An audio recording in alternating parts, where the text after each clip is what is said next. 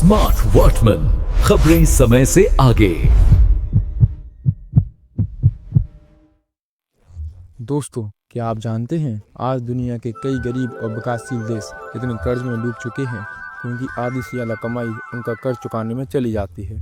इसे कहा जाता है ग्लोबल साउथ डेट क्राइसिस, यानी विकासशील देशों पर बढ़ता हुआ कर्ज।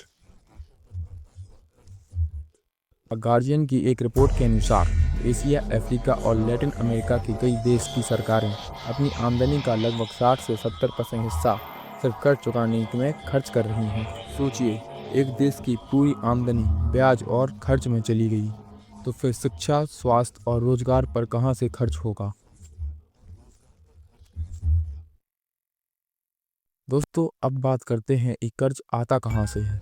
यह मुख्य तौर से 3 जगहों से आता है। पहला, अंतर्राष्ट्रीय संस्थाएं जैसे IMF, वर्ल्ड बैंक और एशियन डेवलपमेंट बैंक। दूसरा, अमीर देश जैसे अमेरिका, जापान और चीन। और तीसरा, निजी बैंक और निवेशक जो इन देशों को लोन और बॉन्ड के जरिए पैसा देते हैं। अब बात करते हैं इसका क्या असर पड़ता है। जब किसी देश की ज़्यादातर कमाई कर्ज चुकाने में चली जाती है तो बाकी ज़रूरतों के लिए पैसे नहीं बचते। अस्पतालों में दवाइयाँ कम पड़ जाती हैं, स्कूलों में शिक्षक नहीं मिलते और सड़कें और बिजली के प्रोजेक्ट अधूरे रह जाते हैं। इसे कहा जाता है डेट ट्रैप, यानी कर्ज का जाल, जहां देश जितना कर्ज चुकाने की कोशिश करता है उतना ही नया कर्ज लेना पड़ता है। ऐसे कई उदाहरण हमारे सामने हैं। श्रीलंका 2022 में विदेशी कर्ज न चुका पाने के कारण भारी आर्थिक संकट में डूब गया था। घना और जम्बूरिया जैसे देशों को IMF से राहत पैकेज लेना पड़ा था। अब केन्या, पाकिस्तान और नाइजीरिया जैसे देश भी इसी राह पर हैं। IMF की रिपोर्ट के मुताबिक आने वाले 5 सालों में 20 से ज़्यादा देश ऐसे हो सकते हैं जो अपना कर्ज वापस नहीं कर पाएंगे, यानी डिफॉल्ट कर जाएंगे। तो अब हम बात करते हैं अपने भारत की। भारत सीधा इस संकट का हिस्सा नहीं है, लेकिन इसका असर हम सब पर भी पड़ सकता है।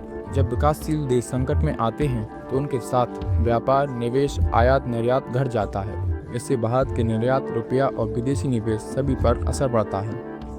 आने वाले समय में IMF और वर्ल्ड बैंक कुछ देशों के कर्ज को फिर से व्यवस्थित करने की कोशिश कर रहे हैं, यानी डेट रीस्ट्रक्चरिंग की प्रक्रिया चल रही है। कई अर्थशास्त्रियों का मानना है कि अगर अमीर देश गरीब देशों को कुछ कर्ज माफ़ करे या वसूली की गति धीमी करे तो ये देश फिर से विकास की राह पर लौट सकते हैं।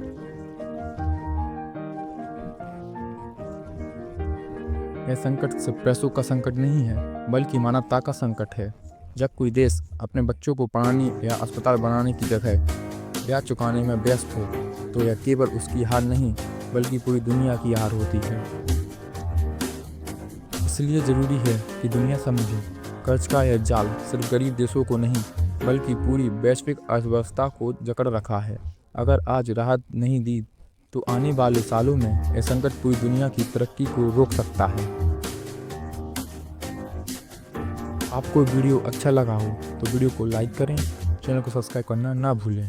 धन्यवाद।